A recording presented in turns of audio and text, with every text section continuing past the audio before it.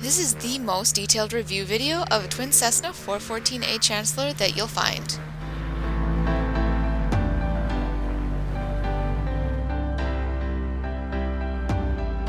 We're going to take you along for our ride up to 21,000 feet during our flight section. Requesting flight level 210, 80 November. Major November, climb, maintain for 210. And a rare experience of briefly exceeding 250 knots. Taking you on a beautiful night landing. Then we're going to discuss the performance of the plane and compare it with a 414 and the Golden Eagle. Our worst case scenario as a pilot in a plane is flying in hard IMC and then having to do a single engine approach to minimums. So let's fly on a single engine under the hood to minimums, and we're even going to fly a DME arc, which is actually pretty rare these days. We're going to also dive deep into this aircraft system, so by the end of the video, you're going to have pro knowledge of how they work. Now it's going to be a long video, so I ask that you stay tuned. You can use the index to break it down into sessions, which you'll find down in the description below. Flaps up, gear up. And do you know which engine is critical engine? GPS 2132, Left because of past. At the end of 2022, our videos surpassed 1 million views. And from the bottom of my heart, I want to thank all of you who have liked our videos and especially commented. You have encouraged us and helped us to grow our channel. This is your personal mini airliner without the expense of a turboprop or a very light jet. It can carry up to 8 people, has a 31,300 foot service ceiling, the comfort of air conditioning, and a large pressurized cabin, the convenience of a lavatory, and you can fly in all weather at over 200 knots with a maximum range of over 1,400 miles. You get everything in this miniature version of the airliner. In this video, we're going to be discussing everything about this great plane. You're going to see very thoughtful upgrades that transform this Cessna into a modern airplane. This way you can fly it easier, safer, faster, and carry more weight, flying longer, all with improved comfort, and it looks absolutely beautiful. The 414A Chancellor was first introduced in 1978, with the main improvement design being the longer wingspan, the larger wing area, and the fact that there are only 2 tanks in this model, 1 in each wing, and they're a wet wing design as opposed to the original 414 that had 4 tanks, 2 in each side. And you also get an extended nose area for more baggage, and it also improves the CG flexibility of the aircraft. The original Cessna 414 is more commonly known as the straight 414, and that was developed from 1970 up to 1977. The A model was first started in 1978 and was developed until 1985. Overall, there were a total of 1,070 aircraft built. 516 of the straight 414 models and 554 of the A Chancellor models. There are many thoughtful upgrades done to this aircraft that give the plane a significantly improved safety, performance, weight capacity, and comfort. But first thing you need to do is find a solid airframe, which is not easy to do. But this particular plane was actually owned by a family for over 30 years. They kept it hangared in the Midwest, and they actually kept it maintained to the higher 135 standards. It's got no accident history and all logs. They've also done some very expensive upgrades, one of them actually being the Spar AD, which was a very expensive AD to complete, but makes it a much stronger design. When we bought the plane, we did additional upgrades to improve it even more. It's got only 700 hours on the engines, so lots of life left there. Overall, this plane has actually served us very well. It's taken us long distance, non-stop flights, all through different weather conditions, and it's just been a very comfortable plane to travel in. Taking a look at the specifications and comparing this to a 421C, how on earth can the Chancellor, with 130 horsepower less, achieve similar performance to the Golden Eagle? There's a number of modifications that have been added to this aircraft that allow for this. Let's take a look at just what the Cessna Chancellor can do. This plane has 2 Continental turbocharged TS-IO 520N series engines producing 310 horsepower each with no time limitations at full RPM. The gross weight is 6,785 pounds. Although different upgrades could increase the takeoff weight, like in our plane, an upgrade that increases the takeoff weight to 7,100 pounds. The plane has a zero fuel weight limit, a useful load of 2,400 pounds, although most planes end up around 2,000 pounds due to the upgrades and modifications. The plane can seat up to 8 people, 2 front pilot seats and 6 in the back. You can even change the seats out to your preferences like we've done with ours, where we've got 7 seats so that we've got more space in the cabin. The cargo capacity is 1,500 pounds, and the plane can carry 213.4 gallons or 1,280 pounds of fuel, with 202 gallons usable. The takeoff distance is around 2,200 feet and the landing distance is around 1,000 feet, so the plane can operate in shorter fields, but you just won't have the accelerate to stop distance.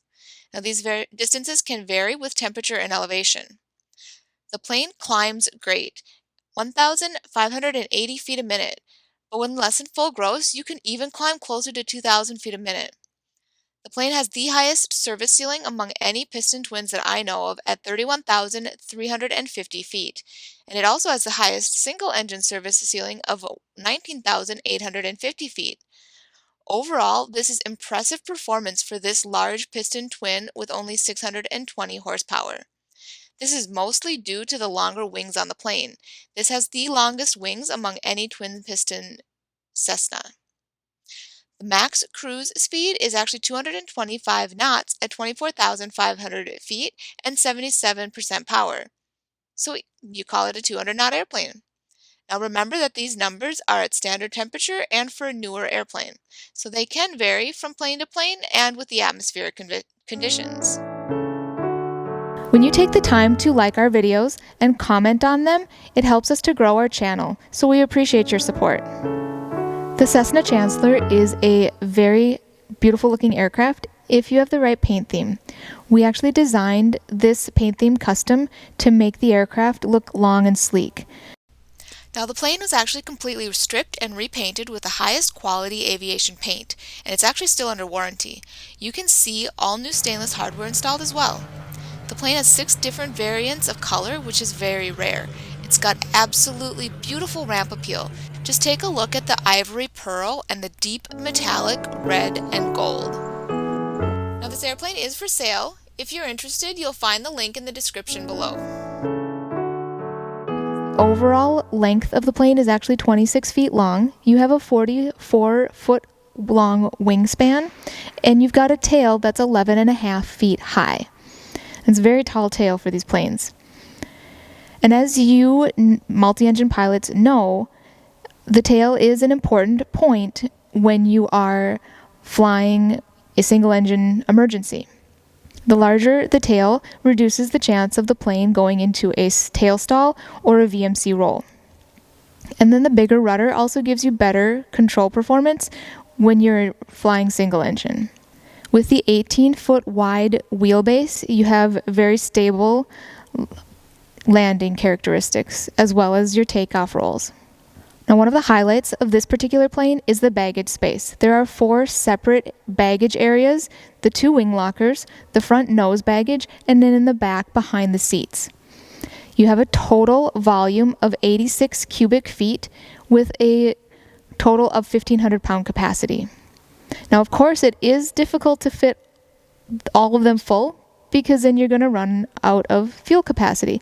But the idea is that you can put in multiple different configurations, even taking out a couple of seats if you need to put larger items in to travel, and it makes it much easier to balance your CG with the different locations.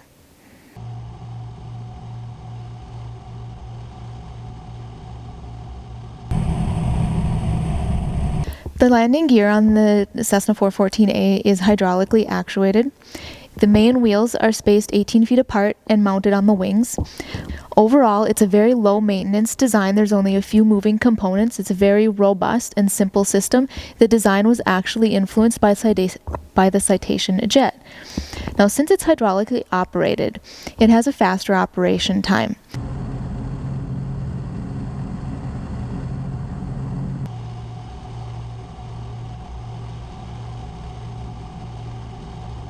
Well, this particular one actually has a nitrogen bottle mounted up in the front nose. So when you have an emergency issue, you can pull it and the nitrogen will actually blast down the gear and put it into place. Take a look here. We've got the hydraulic fluid level indicator. It actually has a filler right up here that drives your gear system. If you were to have an issue with your gear system, we do have an emergency nitrogen bottle that blows down the gear in emergency. Front here, you've got the nose wheel. It's all the way in the very front. It makes it a little bit more stable. And when you swing the gear up, these doors close completely to help reduce the drag. The one nice thing about this gear system is that you can actually operate it all the way up to 177 knots, which means that when you're in your descent, you can use the gear to help slow you down if you need to for a last minute prep for landing. Mounted up here in the wing panel is actually a landing height system. This system has an audible warning inside of the aircraft, so when you are landing either at night or in low IMC, it actually starts from 200 feet all the way down in increments to 2 feet. So you get a very precise location and you can do a very nice flare on your landing. 100, 70, 50, 20, 10. This plane has been certified to fly into known icing conditions, and that is a must for a plane in this category, in my opinion. I've actually flown through various weather conditions, including icing, and the plane handles very nice. There are 7 de-ice boots in the plane, and the vacuum pump on the left engine provides the air to operate. Now you need to regularly operate them in the air and not only on the ground, and this is to see that they will inflate against the air pressure in flight. We use a protective coating on the boots as well to keep them up in good condition. It also has a heated windshield, which actually costs about $30,000, so you definitely need to be careful with that. Add on the hot props, the heated pitot tube, the dual heated static vents, and a heated stall warning, and you've got yourself a fully FIKI certified plane. One of the main reasons for the popularity of this plane is the simple fuel system. There's only 2 tanks, 1 in each wing. You don't have to change the tanks at all in flight. Each engine has an engine-driven fuel pump and a separate electric pump with 2 settings. The fuel selector is in between the pilot's seats, so even though it's never happened, we always double-check before flight that they haven't moved from being walked across. There's also a crossfeed function as well in case of unbalanced fuel or single engine operation. I've marked in the green here on the engine gauge the fuel data sections in the monitor. It will show each tank's total fuel, the usage of each engine, fuel pressures, and even a time to empty with a warning. We will comfortably fly very long cross-country flights to IFR reserves because we have this fuel information in the cockpit. You can even install wing locker fuel cells at 18.5 gallons each, adding additional 37 gallons total if you need longer flight times. All of the exterior lights have been upgraded to LEDs. This makes a significant difference in the amount of light, and also LEDs draw less current and they last much longer. When you're on approach at night, you can see the runway for hundreds of feet and it lights up almost the entire runway. And also in the daytime, when you're flying in busy areas, if you have your LED lights on, other planes can see you right away. So an interesting fact, obviously this particular aircraft has the same engines on both sides, but even so, you can't actually take the dipstick out of one and put it in the other because the engines are mounted slightly canted, so the dipsticks are marked slightly differently from the left to the right. The engines on this Cessna 414A are the Continental TSIO 520 NB. They are 6 cylinders, they are 2,700 RPM, 310 horsepower, and you can actually run it up at higher altitudes, the full 2,700 RPM, and you can run your max cruise at 77.7% horsepower continuously. Obviously, when we're flying, we tend to run just a little bit lower than that, just to keep it a little bit smoother. When we're running longer flights, we'll actually pull it back to about 65% horsepower, and then we'll go and pull it lean of peak. When we do that, we actually can get a very low fuel burn. The propellers on this 414A are 3-blade McCulley props. They are 6 feet 4 inches. They are a full feathering. They have a pitch variation from 14 up to 81 degrees, and they actually have an option of starting from the feather position. It's a very nice setup, and you can easily run these without the prop sync on because of the engine monitor installed in the plane. Now, since many of these airplanes have been upgraded to Ram engines, I actually asked the previous owner why he decided to keep factory engines. Now, he said that the factory engines were easy to maintain and overhaul since many different places can do them without specialized parts. But he did install American Aviation intercoolers, which will give the performance similar to a Ram 4 325 horsepower engine. Overall, these engines perform very well and at lower fuel burn. The engine turbocharger will give you 36 inches of manifold pressure at takeoff and up to 31.5 in cruise flight. It can easily maintain 31 inches of manifold pressure even at 25,000 feet. And when you set the props to 2450 RPM, it'll actually produce 77% power at that high of an altitude. The turbocharger has an automatic wastegate which will remove the workload of managing the boost. It is good practice to maintain the wastegate using a lubricant that they call mouse milk. When we do oil changes every 25 hours, we use cam guard. We also avoid cold starts because those are harmful for engines. We specifically run oil analysis reports every oil change also so that you're checking the internal condition and monitoring for any wear patterns that may develop in the engines. One other thing we do is use multi-grade oil in the winter. Our engines have Tannis heaters installed, so if we have to fly to a cold area, we'll even carry a small Honda generator so that we can plug the engines in to warm them up before starting. We've also installed balanced GAMI fuel injectors and a digital engine analyzer so that you can easily run it lean of peak if you prefer to bring your fuel burn down to about 12 gallons per side. You may lose about 10 knots, but it's going to save you a lot of fuel and the engines will run cleaner and cooler. Of course, you can run them however you prefer, but those low fuel numbers are actually supported by the POH. There's also an expensive exhaust AD in this plane with these engines, and that has been complied with. This particular Chancellor actually has an upgraded high-capacity air conditioning system. Unlike the factory system, if this is hooked up to a GPU, you can actually run the air conditioning on the ground through the electric system. It's very easily controlled by 2 switches, the fan and then the air conditioning on switch. This is the electric motor that drives the compressor and then the condenser up front. And on top of that, it has a very good gas heater that runs by 2 switches over on the left control panel. It makes it very warm in flight, and it uses less than a gallon per hour even on the high setting. And these are the heater ducts and the newer heater right in here. The Cessna Chancellor is a pressurized aircraft. The pressurization is designed as a differential of 5.3. If we take a look at the control gauges over here, you can see that they're very simple. You've got just the cabin pressure as well as the rate there, and this is all the knob that you need. The main one you set is your target altitude plus 500, and then if you needed to, for an example, a fast descent, you can adjust the rate on how quickly you get to that pressured altitude. The benefit of this is that you don't need to use oxygen when you're in flight. The larger pressurized cabin with both heat and air conditioning is very comfortable. I can sleep for hours during flight, especially when I get tired. Now, usually older planes will hold the pressurization, but not all the way up to the new planes differential.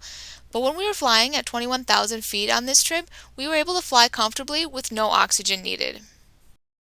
But speaking of oxygen, we do have an onboard oxygen tank and connections at each of the seats. So if for some reason you were to lose pressurization in flight, you are able to hook up to the standby oxygen.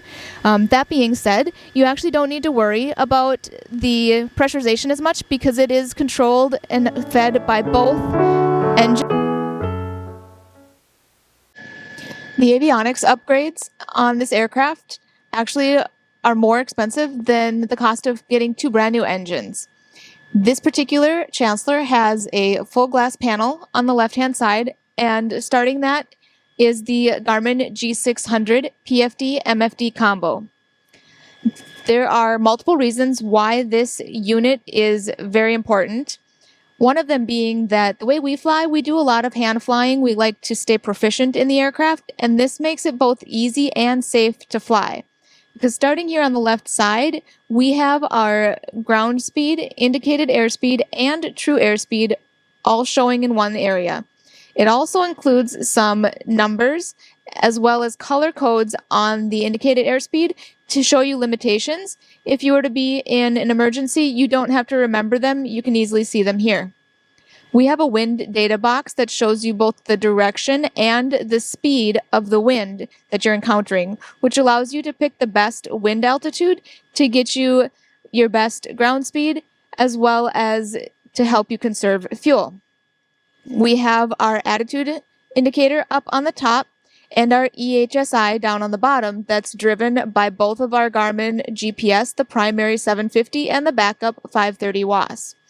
Over here on the right, we have our altitude tape and we have our vertical speed tape.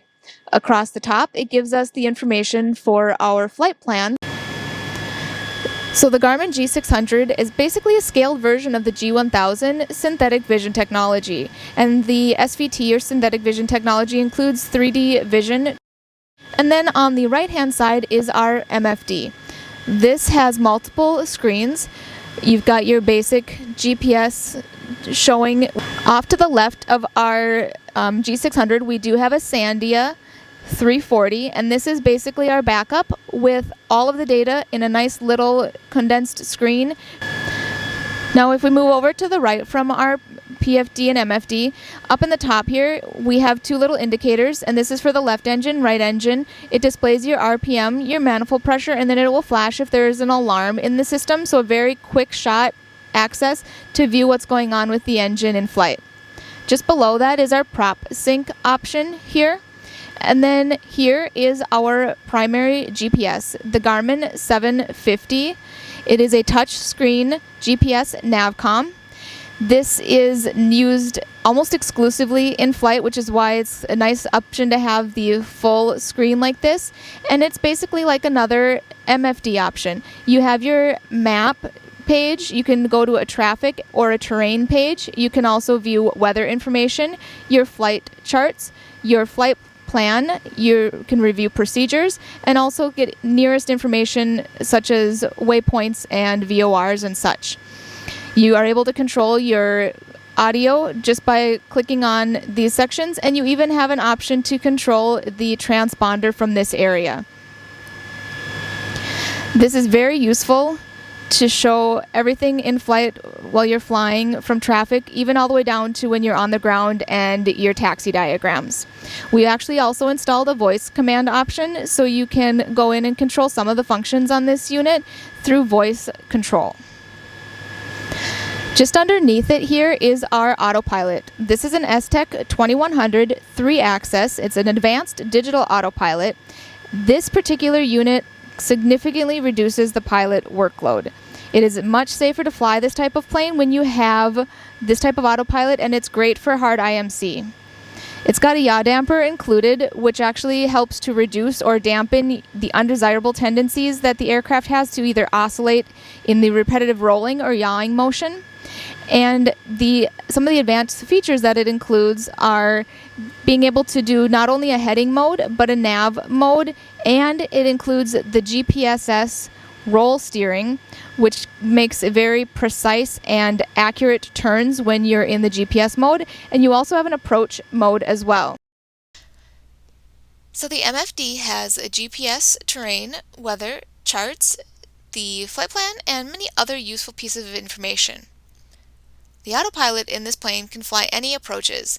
I've actually recorded this screen so that you can see how the autopilot flies even a DME arc precisely with vertical profile. It can even fly the listed approaches and holding patterns.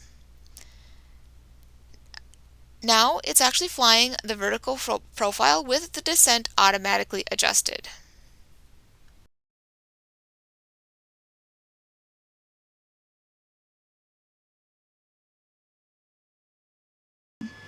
For your side on this here, we can actually do indicated airspeed set and be able to maintain that airspeed. It's very helpful in climb out procedures and even in descents. Or if you wanted to, you can do it, your climb and descent via your vertical speed, 500 foot a minute, 700 feet, whatever you want. And if you have an altitude ahead of time, you have an altitude pre-select option so that as you're climbing or descending, when it reaches your preset altitude, it will level off at that altitude for you. On top of that, there is a flight director in here that will display on the G600 PFD so that you have a little bit better visibility of what you're supposed to be doing and what attitude you're supposed to be holding. Very helpful for IMC conditions. The next thing I want to show you is something that I believe is a must-have in just about any aircraft you fly, and that is a digital engine monitor. This JPI 960 is actually a primary engine monitor. It displays all of the parameters for both engines all on one easy-to-read screen. The benefit of having a digital engine monitor like this is that you can precisely manage your engines for longer life, helping you to avoid cold starts or high temperatures in the engine or even high EGTs. It gives you much more significant amount of data than you get from your factory gauges, which have all been removed when this was installed. And on top of that, you can precisely manage your manifold pressure and RPM. So we very rarely even use prop sync because we're able to sync it very nicely with this. A couple of the features that you can see on here, like I said, the manifold pressure and the RPM are calculated, and you can view the percentage horsepower. Now this is very important in flight for multiple reasons, one of them being when you want to do lean of peak operations, then you get yourself down to 65 or below and you start your lean of peak, and you can use this precisely to monitor lean of peak using the lean find option. And when we're doing that, one of the things that we're monitoring is this probe here for keeping it below 1650. We actually use about 1550 to 1575 for this number. It's labeled as TIT, but the thing with this particular engines is that the original EGT gauge was actually right in front of the turbo inlet, and so then it's technically an EGT limit of 1650, even though it's labeled as TIT in here. On the right hand side, we have our oil temp and oil pressure, very important numbers. Our voltage and fuel pressure is one of our key components. You can see if you're losing fuel pressure, which engine it is, so that you can monitor and you can adjust by putting on your auxiliary pump. We also have individual fuel quantities which have been calibrated to the tanks so that those are accurate, and then a total fuel remaining for your flight planning purposes. And then here is your fuel flow in gallons per hour, which is very important, especially when you're doing your lean out, to help you get yourself set up properly. When we fly longer trips, we can actually fly down to IFR reserves, but without this engine monitor and fuel data, we actually wouldn't take the risk to go all the way down on that. On top of that, you're able to plug in here and analyze your data for anomalies to troubleshoot any of the anomalies that came up in flight by downloading this, putting it on a computer, and checking it. So the other half of our center stack actually holds our audio panel and our backup GPS. So on top here, we have a Garmin GMA 350C audio panel. This is a Bluetooth digital 3D audio panel, so it can actually detect where your sound is coming from and when you're listening back in your headset. It also includes the Bluetooth option, which is good for both music in flight or even taking phone calls. And of course, my favorite function on this unit is the playback for ATC, so you can listen to the most recent radio calls that were made. This is controlled by our voice command that we installed as well, so that you can change your Navrcom frequencies or which mic you're transmitting on through voice control. Underneath is our Garmin GNS 530 WAS GPS Navcom. This is our backup unit, and it's very rarely used, so it is upgraded, but it's not fully upgraded to the touchscreen. It wasn't a necessary expense because it's not used very often, but still you have full control over updating your comm, your VORs, your nav frequencies, and even updating a separate flight plan in here if you want to view that while you're in flight. And then at the very bottom here, we do have our Garmin 345 ADS-B in and out transponder. This is connected to our GPS as well as our 600. This displays traffic and weather in flight. And then you can also connect it via Bluetooth to other sources like your phone and tablets so that you can use that to view traffic and monitor weather as well. This is actually a photo of the original panel in a straight 414, and even though it is dated, it is a well-organized panel. All the engine and fuel gauges are in the top center, avionics are in the middle, and the autopilot is mounted right in front of the left yoke. Since the plane has a large panel area, everything is nicely spaced. One thing I really like about it is how heavy the controls are. It's very easy to maneuver in IFR flight with nice feedback. On the side here, we do have electric trim. We've got our push to talk, and then our voice command is also down here along with our autopilot disconnect. Our center area, obviously our prop and throttle and mixture controls. And then all of our controls, we have options for the manual. So our nose, rudder, and elevator trim are all controlled by these. And that makes it very easy to precisely control it in flight, even if you don't have the autopilot set. Over here we have our gear lever, and then right next to it the indicators when they are down and locked and when it's traveling. And then just below is our emergency dump valve for the nitrogen bottle if we need to put our gear down in an emergency. On the right hand side of the center is our flap controls, and although I do prefer the option that a lot of Cessnas have with the indication and a little stop in it, this one does have a very large indicator, so it is easy to see when you're putting your flaps down to the different settings. We have our cabin air and heat controls, and then we have our USB port with 2 outlets for plugging in electronics in flight. At the very bottom of our center stack is our cowl flaps for open and close, and so you can adjust those to multiple different settings, halfway or 3/4 or all the way out. And then finally on the bottom is our tank selector for the right and the left tank. You can actually switch them back and forth, and one of the nicest things about the A model is the fact that it only has 2 tanks, one in each wing, so very simple, easy to use gear system down here, fuel system down here. Take a look at the front seats, the pilot and co-pilot seat on here. They actually do both have the sheepskin seats built in with the leather, real rawhide leather as the backing, and both of them also have armrests.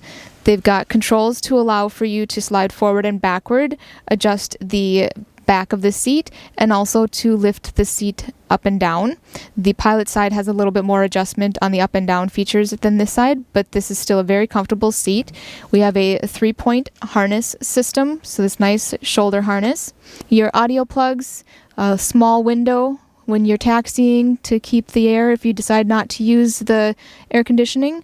Rosin sun visors, which are a lifesaver when you're flying directly into the sun. And then up here is our ram air vent control, lights for both sides, your speaker system, and then additional lights for visibility and things like that flying at night.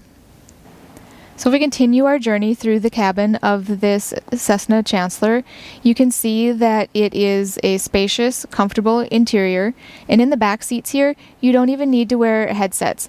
Although I will say that the 421C Golden Eagle is a little bit quieter in there because the engines run at a little bit lower RPMs. But if you can take a look, we've got tray tables on both sides. You can set up, you can be doing your work in flight when you're traveling locations. You also have space to set up your water bottles.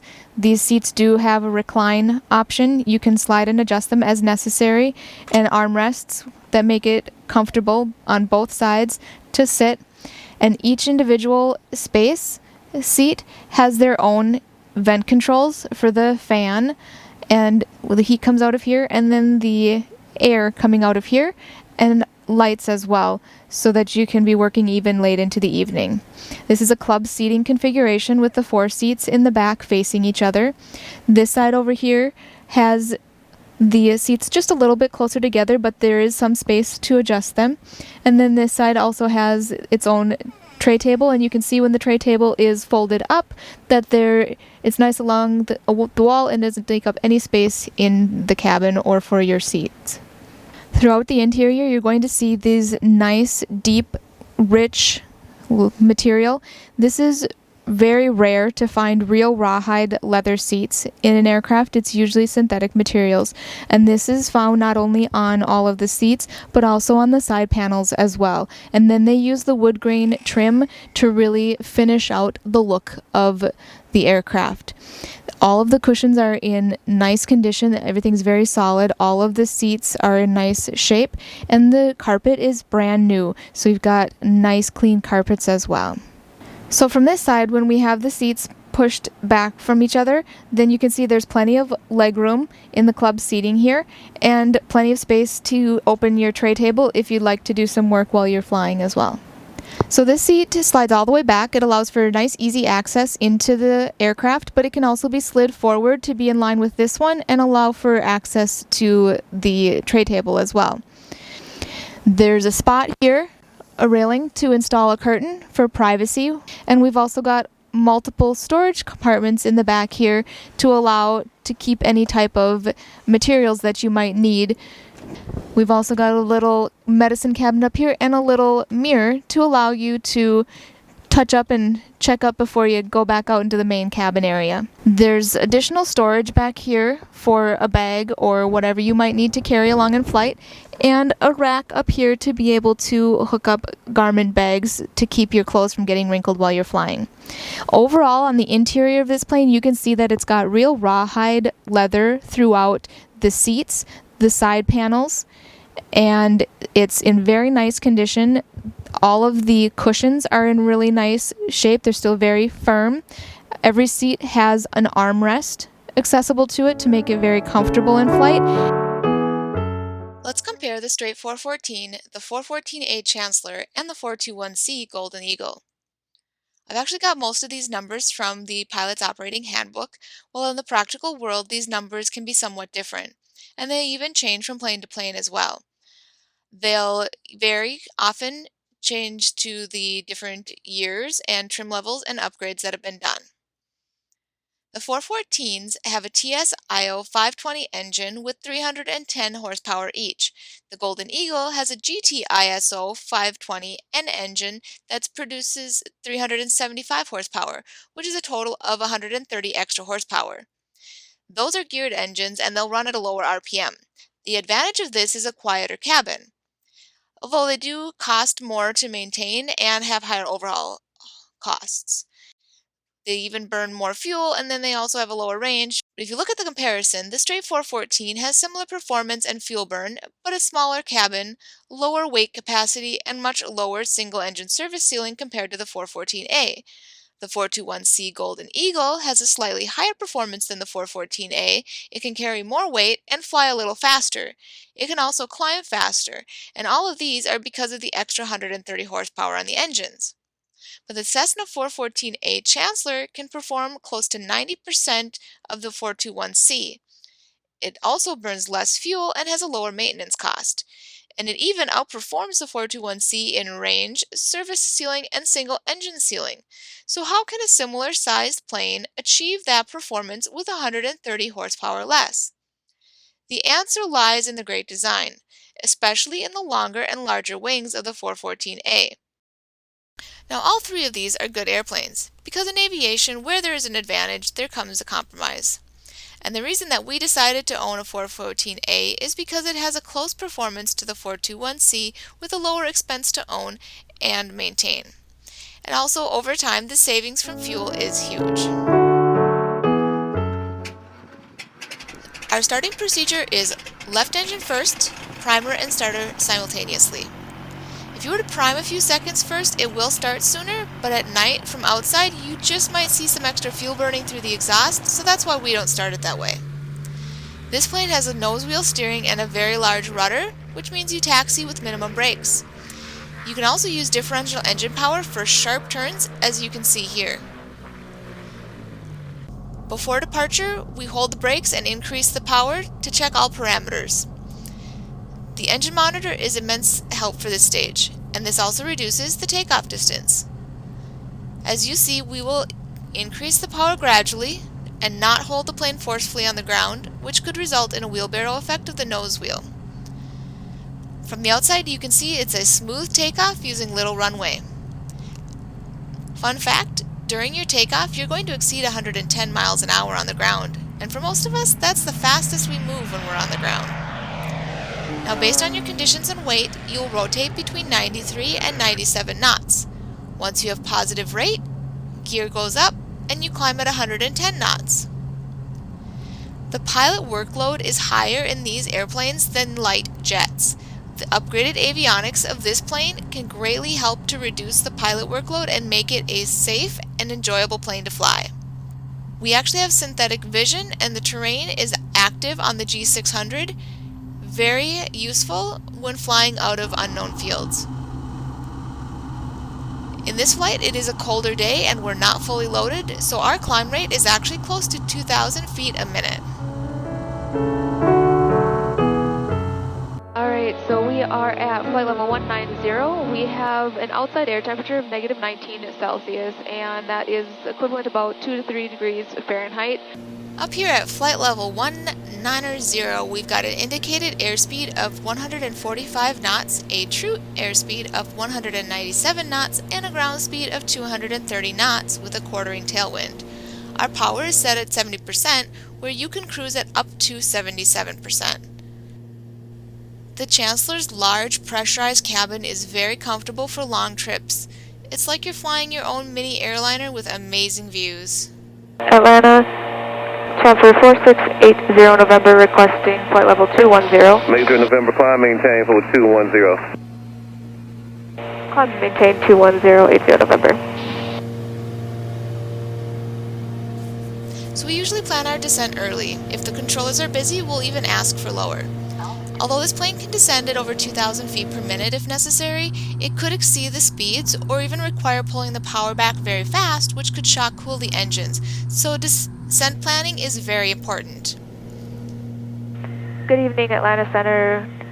Chancellor 4680 November, flight level 210 requesting 15,000. 4680 November, Atlanta Center, roger, stand by, have lower in a second. During the approach and landing, your higher gear operating speed of 177 knots means that you can use the gear most any time to slow the plane. If you're on an instrument approach with vertical guidance, we say first notch of flaps is when the glide slope comes alive, gear down when the glide slope reaches the second mark, and the second notch of flaps when the glide slope is centered, and that works pretty well. Or you use any other method that you're comfortable with. Now on here we can see the 3D airport diagram while in the cockpit, and this is very helpful when we're flying into an unfamiliar airport and especially at night. But let's go ahead and take a look at a landing during the day. As you can see here, we've got the gear coming down and then the first notch of flaps coming in. We're now flying at about 120 knots. Then we'll put in our second notch of flaps. One thing is you shouldn't slow these planes down too much, so we fly our approaches at about 110 and then we're down to about 100. We will often hand fly for our proficiency.